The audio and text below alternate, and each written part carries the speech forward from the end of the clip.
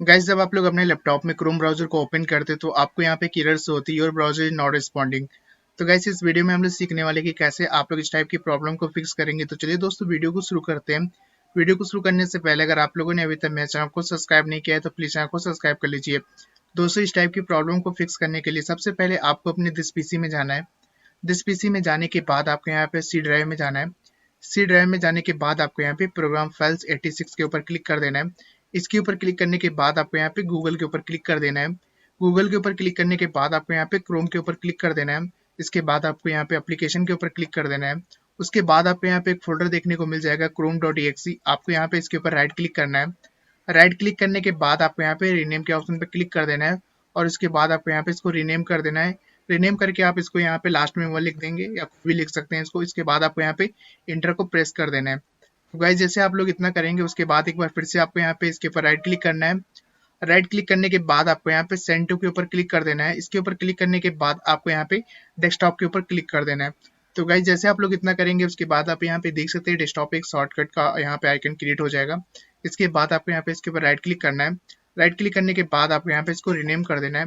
Rename करने के बाद आपको यहाँ पे इसका नाम लिख देना है, यहाँ पे CHROME क्रोम। इसके बाद आपको यहाँ पे फिर से इंटर प्रेस कर देना है।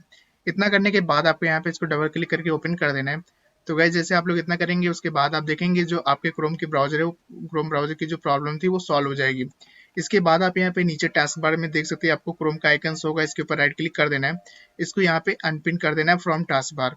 इसके बाद आपको यहाँ पे इसको ड्रैग एंड ड्रॉप करके एक बार फिर से आपको यहाँ पे इसको टास्क बार के ऊपर रख देना है। गाइस, अगर आपकी इससे भी प्रॉब्लम सॉल्व नहीं होती तो आपको यहाँ पे दूसरा मेथड बता रहे हैं। इसके लिए आपको यहाँ पे सर्च करना है CMD। तो गाइस, जैसे आप लोग यहाँ पे CMD सर्च करेंगे उसके बाद आपको यहाँ पे इसके ऊपर राइट क्लिक करना है और इसको आपको यहाँ पे रन एज एडमिनिस्ट्रेटर के ऊपर क्लिक कर देना है और इसके बाद आपको यहाँ पे इसको यस कर देना है।